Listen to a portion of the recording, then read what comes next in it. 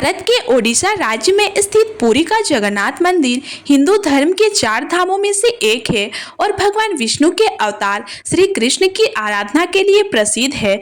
यह मंदिर अपनी दिव्य कथा, रहस्यमयी परंपराओं और भव्य रथ यात्रा के लिए विश्व प्रसिद्ध है।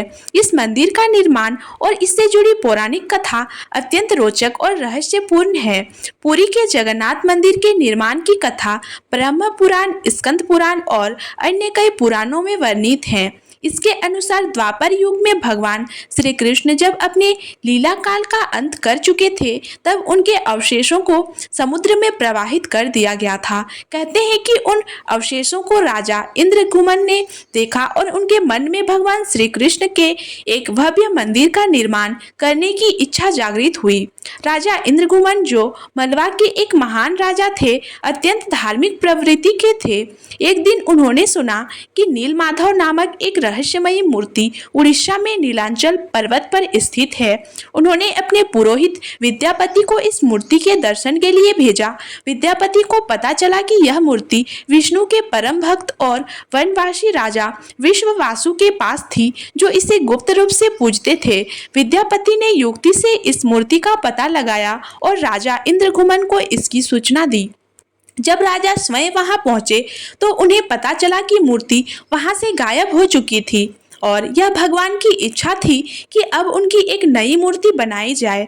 राजा ने समुद्र तट पर एक दिव्य आवाज सुनी कि उन्हें समुद्र में प्रवाहित एक लड़की से भगवान की मूर्ति बनानी होगी।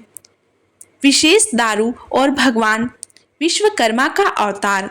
कुछ समय बाद समुद्र तट पर एक विशालकाय लकड़ी का तना बहकर आया, जो दिव्य आभा से युक्त था। राजा इंद्रगुमन ने इसे उठवाया और मूर्तिकारों को बुलवाया। भगवान जगन्नाथ, बलभद्र और सुभद्रा की मूर्तियां बनवाने के लिए कहा, किंतु कोई भी मूर्तिकार इस दिव्य लकड़ी को काटने में सक्षम नहीं था। तभी वहां एक रहस्यमयी वृद्ध पुरुष आए और उन्होंने स्वयं को भगवान विश्वकर्मा बताया। उन्होंने शर्त रखी कि वह एकांत में 21 दिन तक मूर्तियों का निर्माण करेंगे और इस दौरान कोई उन्हें नहीं देखेगा। राजा ने यह शर्त स्वीकार कर ली, किंतु 14 दिनों के बाद ही जब मूर्तियों को बनाने की आवाजें बंद हो गई तो रानी ने चिंता व्यक्त की। राजा ने आदेश दिया कि दरवाजा खोल दिया जाए।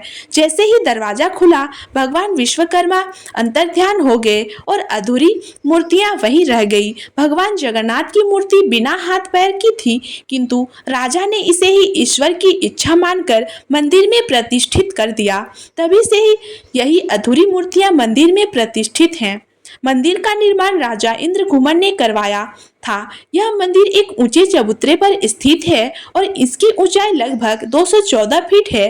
इस मंदिर की स्थापत्य कला अद्भुत है और इसे बिना किसी आधुनिक उपकरण के बनाया गया था।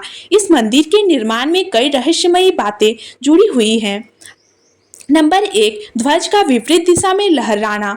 जगन्नाथ मंदिर के शिखर पर लगा ध्वज हमेशा हवा के विपरीत दिशा में लहरता है, जो वैज्ञानिक दृष्टि से असंभव माना जाता है। नंबर 2, गुंबद की छाया नहीं पड़ती। मंदिर के मुख्य गुंबद की कोई परछाई नहीं बनती, चाहे दिन में किसी भी समय देखा जाए। नंबर 3, प्रसाद की विशेषता। मंदिर में महाप्रसाद 56 भोगों के रूप में तैयार होता है और इसे मिट्टी के बर्तनों में लकड़ी के जलते चूल्हे पर पकाया जाता है।